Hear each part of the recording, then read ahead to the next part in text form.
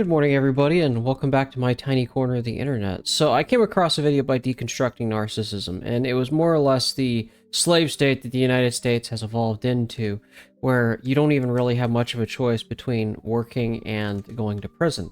Because he was talking about how Donald Trump is intending to put homeless people in jail.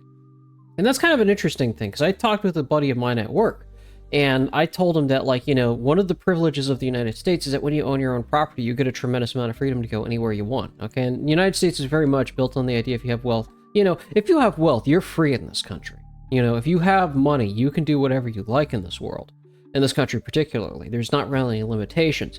And so, consider owning a piece of property. Everyone knows that the average house price is $500,000 these days. It's absolutely insane. But there is an entire generation that actually owns their own properties outright, that have these things as like 400 or 500k assets. And the thing is that they could sell those properties anytime. And when they sell that property, they can use it to purchase another property anywhere else in the country. And so the thing is, when you own your property outright, you have two things you have to take care of, like either home insurance or taxes. That's the only thing that you have to deal with. And so the thing is like property taxes at most, or maybe even in the most like tax aggressive states, might tally up to $500 a month. And I'm talking about on the average house size, the bigger houses and all that sorts of stuff. And so imagine where you only have to work a minimum wage job, paying $500 a month towards a large property, and you could easily subsist off a minimum wage. There is a generation of people who enjoys that privilege to be able to actually do that. And hell, they could even have a 401k with a decent amount of money to pay those things for the rest of their lives, and they don't even have to work at all. With that being said, right, that's a privilege that most people, especially in my generation, cannot even comprehend. And so Deconstructing Narcissism was talking about how the fact is younger generations are having little choice to actually just, go off the grid. They're not able to actually just, live in a van and live comfortably. It's because they're trying to criminalize homelessness in a period where housing is wildly unaffordable. Now, I talked about this previously, about the litigious slave state, okay? The litigious slave state that uses pretext and law garbage to throw people in jail over, felonious reasons that are nonsense, because that is how people exert political power in a liberal democratic institution, is by creating trumped up charges. In ancient times, in medieval Europe, if somebody didn't like you, they would say, I don't like this person, throw them in jail, and that's how they would get thrown in jail. But since we live in liberal democratic societies, they always need a pretext to throw people in jail, some kind of moral reason on why somebody belongs in jail.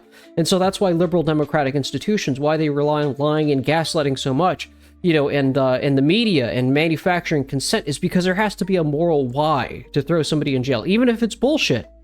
That is the reason it gaslights, is because that is how people exert political power in liberal democratic societies such as the United States. With that being said, they're trying to criminalize homelessness. And like I was telling the guy that I work with at work, it's like, there's an entire generation that enjoys the freedom of property ownership to go anywhere in the United States, from, northeast United States, which is, historically incredibly expensive to live in. A very pretty part of the United States, but because they own their own property, they can transfer their wealth there, right? You couldn't even rent there because you're not building wealth, they're renting. And so that's the thing. This generation has experienced the privilege of having that freedom that most people in my generation and younger cannot even comprehend. And that's kind of the thing.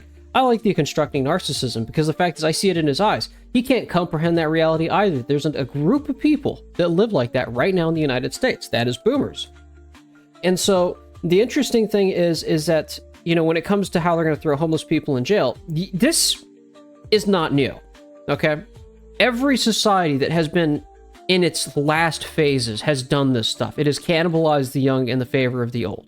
The late Roman Empire, passed laws because nobody wanted to work the jobs of the empire because they were so crap that they had to pass laws to force people to work these jobs, otherwise they'd be thrown in jail. And so what Deconstructing Narcissism is talking about is not something that hasn't happened before. It's just the signs of a dying empire, a decaying, arrogant, and retarded empire that is literally in its last attempts going to strangle out its own people to remain geopolitically relevant. And that's what the United States is. One of the reasons why my last video was so negative, and I know I got some dislikes and I got some people leaving some smarmy comments, and I get that. Some of you are just like, oh, this guy's so arrogant, he needs to be humbled, yada, yada, yada. To you, I don't have anything to prove. There's nothing to save in this country. Western civilization is going to die. I mean, the fact is some of you didn't even consider a single talking point I had made in that video. And you proved exactly what I was talking about. I'm not here to antagonize you, nor am I here to prove anything, is because the fact is reality doesn't care about what you think. What is it in my incentive interest to change your mind? That you're going to revolt against the existing status quo or the deep state pedophiles that run our government and you're going to bring about a better society? I don't expect that from you. I don't expect that from anybody. And this is why I kind of want to give my thesis to this video, is because the fact is I don't have hope in this society. I don't have hope for Western civilization. It's not even that the elite are as evil as they stereotypically are by most people on both sides of the political aisle. It's the people. The people don't want to do it, okay? I came across a post on Twitter where they were talking about the people in Jakarta basically burned up a bunch of places because politicians decided to give themselves a pay raise, and people threw a fit over that, okay, over there. In the United States, they're openly pedophiles and they assassinate people who you know, expose their list, and then they use the entire media to gaslight the entire majority. Like the Roman Senate did this in its last days too, before Caesar marched on Rome. None of this stuff is new. And so empires come and go.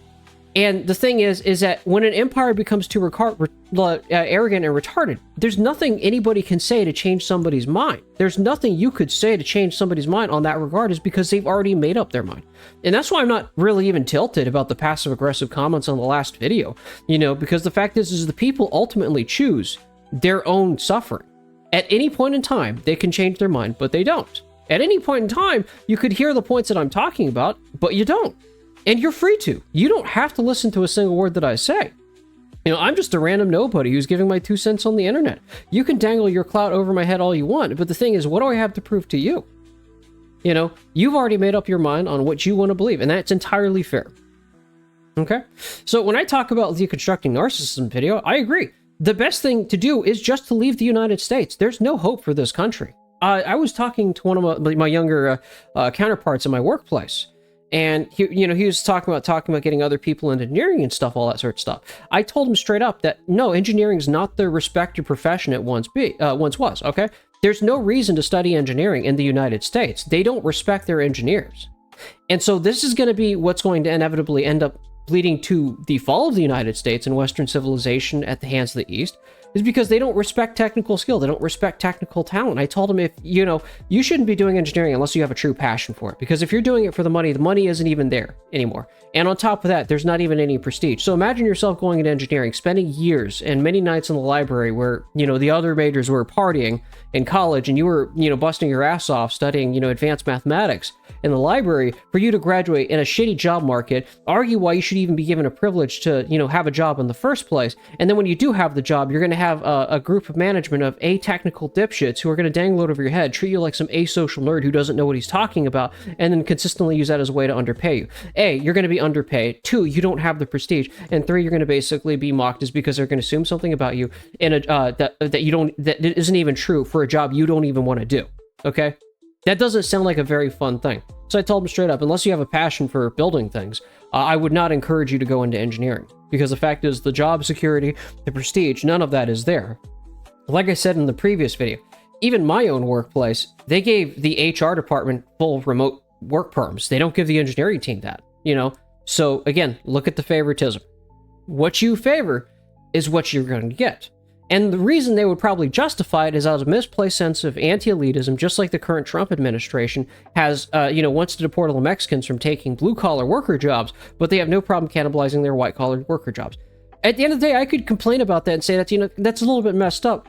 But at the end of the day, that's going to harm the United States more than it's going to harm me, because these jobs aren't going to go away. If AI was really cannibalizing these jobs as much as the United States is claiming they are, as much as the AI tech bros are claiming that they are, or the HR people, then why is China pumping out the most STEM majors in the world, and why are they building these wild technologies that Americans claim that, the Chinese stole, but they never did? They're just inventing it, and the United States is just upset that they're falling behind. The United States is quite literally cannibalizing its intelligentsia out of a misplaced sense of anti-elitism in a Cold War with China. That's how stupid the United States is. A lot of people in the political right assume that these people are lizards. Like, Mark Zuckerberg. A lot of these people in the deep state are some kind of lizard people that, are all-knowing, smart, demonic entities that are just toying with people. And I don't even think that's true. I just think they're dumb. Because the fact is, if they were intelligent, they would be intelligent enough to recognize that they're falling behind to the East. And if you think I'm wrong, you know, watch the anti-fascist military parade in China on September 3rd. And you're going to see them demonstrate their military technology, their discipline, their order. You know, you're starting to go into a period where Western hegemony is just not there anymore. They made even European ministers and ambassadors ride the bus when it came to actually meeting with Xi Jinping. They did not give them any special treatment. They didn't fly them in like they did with Lukashenko or Modi from India. You know, they did not give the same respect to the European powers. And I don't expect them to, is because these people were colonized by Europeans and they hate them. I don't know what else to tell you. You know, there's that dynamic. I'm not here to hate Europeans, but it's true. It's just a historical fact. But the thing is that the West has been the center of the world for less than 300 years. And the United States turns 250 next year, okay? And it's already struggling like this. A country that thinks itself as eternal center of the world hasn't even lasted a fraction of the Roman Empire, and it has already become more arrogant and retarded than the Roman Empire. I don't have any hope for this country. If you're looking for opportunity as somebody who's STEM or engineering, the United States is not the place. We're not here. Like, you know, the United States used to value its engineering. Now they cannibalize it for H-1B visas, you know, as a way to undercut them and then mock them and deride them. You know, and the funny part about these H-1B visas is that, like, they're not even underpaid. It's a lot of the time just nepotism, you know? It's just, you know, let's cannibalize our intelligentsia because we feel like it, you know, because, you know, we don't like the meanie head elitist. So, you know, if you're looking for our like, my answer to the United States isn't try and change it. You're not going to change the United States. The United States, whenever you have to deal with somebody who is too arrogant and retarded to realize that they're destroying themselves, just walk away. There's no reason to try and change their mind. What do you have to prove to them? They're going to destroy themselves. And so that's the way I say it. It's like, if you think you're going to find opportunity in the United States, I would say get out before you can, unless you're a property owner. And to further bolster home my point, I came across an interesting statistic about how bad things are getting in the United States. In the 50s, the percentage of people who were 30, married, and owned their own home was around 55%. And as of today, it stands less than 12%. Less than 12% of people who are 30, you know, own their own home and are married. And you're going to tell me that this isn't a dying civilization. I'm sorry, I don't know what else to say. But if you bring this up, you'll probably get no shortage of passive-aggressive comments. One, A, because this is YouTube, and number two, it's because the fact is people don't want to listen. And again, it's their right not to listen. I've said this many times. One of the things that was the big eye-opener for me is that you can take the horse to the river, but you can't make it drink the water. At the end of the day, everybody's responsible for what they want to believe and what they choose to do, including myself. You know, I take full ownership of the fact that I'm probably going to be mocked and ridiculed in my own comment section. I've had it before, because the fact is the truth is an uncomfortable thing. And so the fact is, it is always going to get ridiculed. It's because if what I was saying was not true, you wouldn't have passive-aggressive comments trying to put it down. Truth is painful. It always has been painful. And so the fact is that when somebody hears something that they don't want to hear, that they know is deep down true, you know, they're going to get very upset about it. Because again, if it wasn't true, they wouldn't be acting aggressive. It's as simple as that. Alrighty. Well, I've thrown in my 2 cents, you know. That's all I wanted to talk about, was just kind of addressing that video, because I thought it was a good video. You know, Deconstructing Narcissism is just kind of an average guy, and I was like, you know what, I'm going to throw my 2 cents in it, because he commented on my channel. I figured I'd make a video talking about some of the stuff that he was talking about. That's my 2 cents. If you're looking for a better life, the United States ain't it.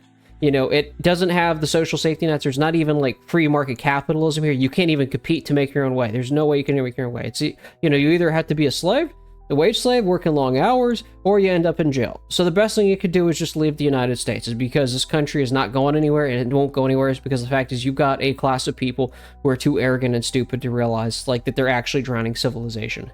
It's no different with Emperor King Long, you know, when it came to the Chinese 300 years ago before the Opium Wars. It's arrogance does this to everybody. But hey, think of it, this is the silver lining, okay? Empires come and go, but the one thing that's constant is change all the time. You don't have to rely on Western civilization being the default to have a good life, okay? Because the rest of the world is moving on without the United States. One of the things I always like to tell a lot of people on the political right is that Western civilization is not relevant to the rest of the world. You know, Mexico is building a high-speed railway, you know, before the United States, and they're not even a first world country. Everybody makes fun of Mexico for doing that stuff. But the thing is that the rest of the world is moving on. You don't need to rely on the approval or what Westerners think of to have a decent life. The rest of the world's moving on and developing, okay? So the world is more or less, this is a positive thing, is because the world is becoming more or less the way it used to be 500 years ago prior to European colonialism, where things are a lot more balanced now. You know, prior to the Industrial Revolution, the world was more similar than it was dissimilar. So I'll leave it at that. That's my 2 cents. What do you think is the future of the United States? Do you think there's any hope for the United States? I personally don't, but you know, if you wanna throw a hope pill in the comment section, be my guest. All right, have a nice day.